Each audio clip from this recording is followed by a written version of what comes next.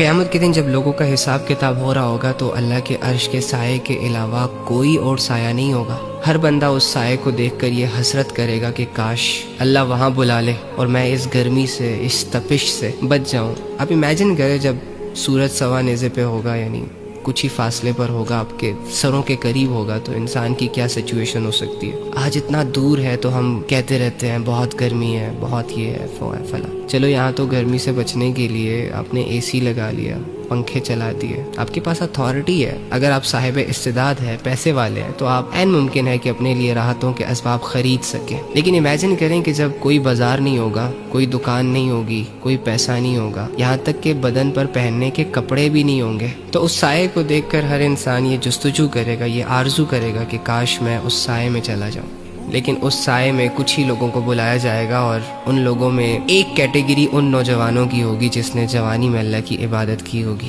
یعنی وہ جوانی کے جس کو ہم فضولیات میں گزار رہے ہیں، وہ جوانی کے جس کو ہم لذتوں اور گناہوں میں اور پیار محبت کے چکروں میں ضائع کر رہے ہیں۔ اس جوانی کی قیمت کتنی بڑی ہے اگر اس کا صحیح استعمال کیا جائے، تھوڑا سا صبر کیا جائے اور اللہ کے ساتھ اس کو گزارا جائے، تو ہم وہ اویل کر سکتے ہیں کہ جس پر میدان حشر میں اللہ کے سامنے بلینز آف بلینز پیپل یہ حسرت کریں گے کہ کاش ہمیں وہ چیز مل جائے۔ جوان کی توبہ سے اللہ بڑا خوش ہوتا ہے، جوانی کی عبادت اللہ کو بڑی محبوب ہے، اور دوسری جانب نفس اور شیطان کی فل کوشش یہ ہوتی ہے کہ وہ جوانی میں گناہ کروائے، کیونکہ وہ جانتا ہے کہ اگر جوان جوانی تباہ کر دینا تو بڑھاپے میں تو ویسے یہ کسی کام کا نہیں رہتا، اور دوسری جانب اگر ایک جوان اپنی جوانی کی حفاظت کر لینا تو اللہ خود اس کی طاقت بنتا ہے جب یہ کمزور پڑ جاتا ہے۔